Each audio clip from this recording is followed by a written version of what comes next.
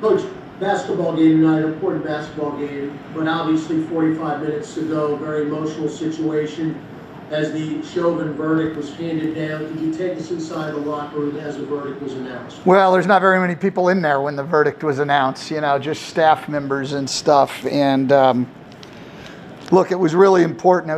It's an important day for our country. Got a great text from Lloyd Pierce that he sent out to all the head coaches, basically reminding us that the coaches Committee for Social Justice started over the George Floyd incident, and that, inspiring us all and imploring us all to continue to fight, that this certainly wasn't the end. And so I look at it today and I in my mind, justice was done, but it's hard to celebrate. It's hard to celebrate because it doesn't bring back George Floyd. And so we had somebody needlessly killed right in front of us, right in front of all of us, because we could see it on video, and no verdict is going to change that. And so while it's just, it's hard to celebrate. And then it's also hard to celebrate because we've had other incidents just like it since the time that George Floyd got killed. And so I guess what you wonder out of all this is it going to change anything? Is it going to change anything? I mean, it was a just verdict, but will it have larger implications? Will it force us, or, at least motivate us to explore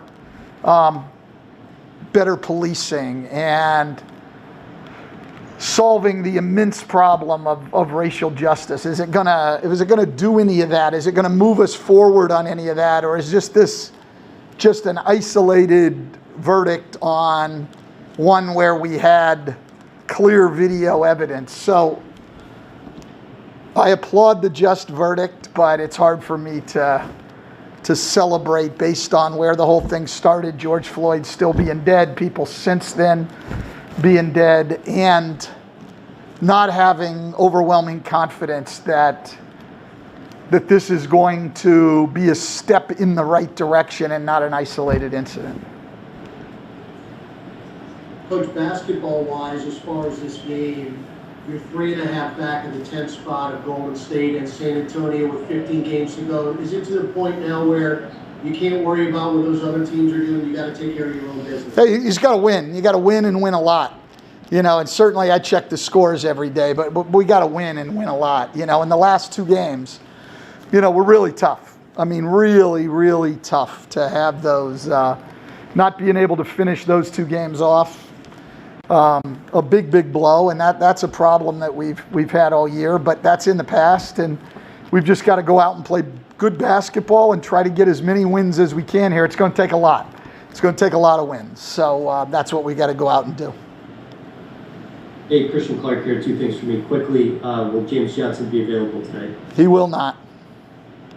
And we talked to Lonzo earlier today. I mean, to what you just said, he said that there really is a sense of urgency. It doesn't, there's no, looking at film. If you're going to do it, it's time to do it. I mean, is that the feeling in the team right now? I think so.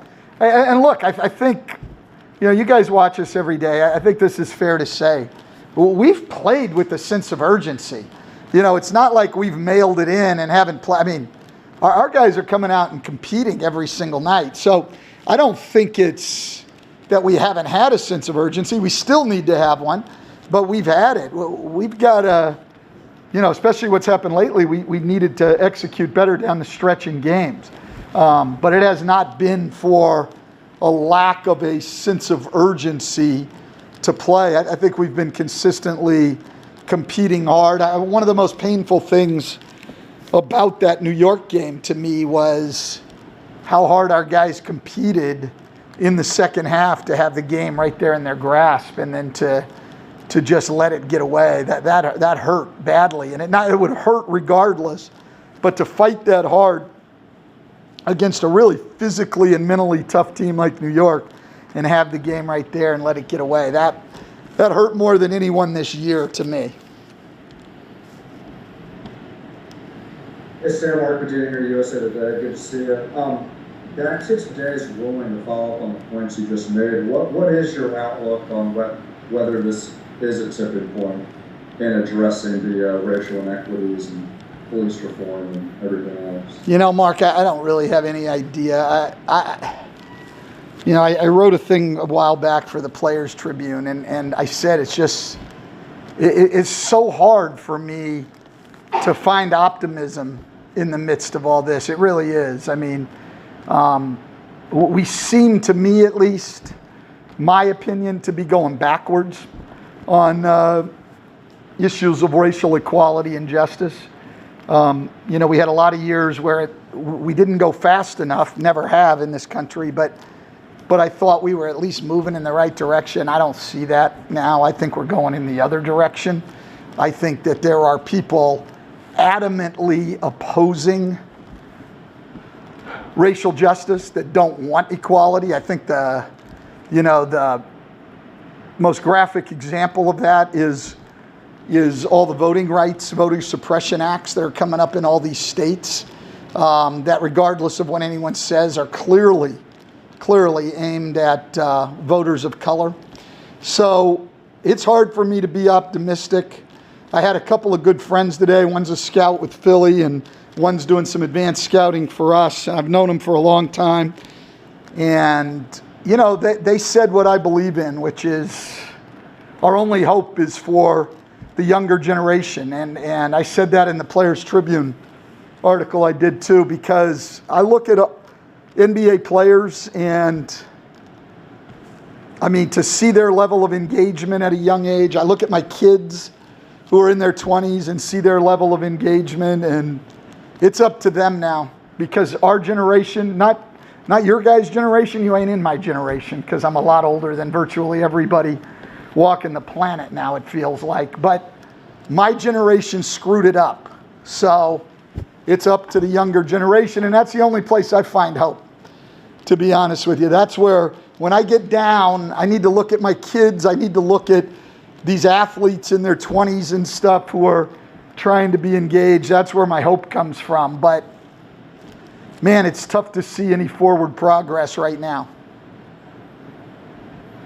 Hey, Stan, Rod Walker with the Times Picayune. I know it's hard to deal in hypotheticals, but had you all talked about some of what else if this verdict had come out differently than it did?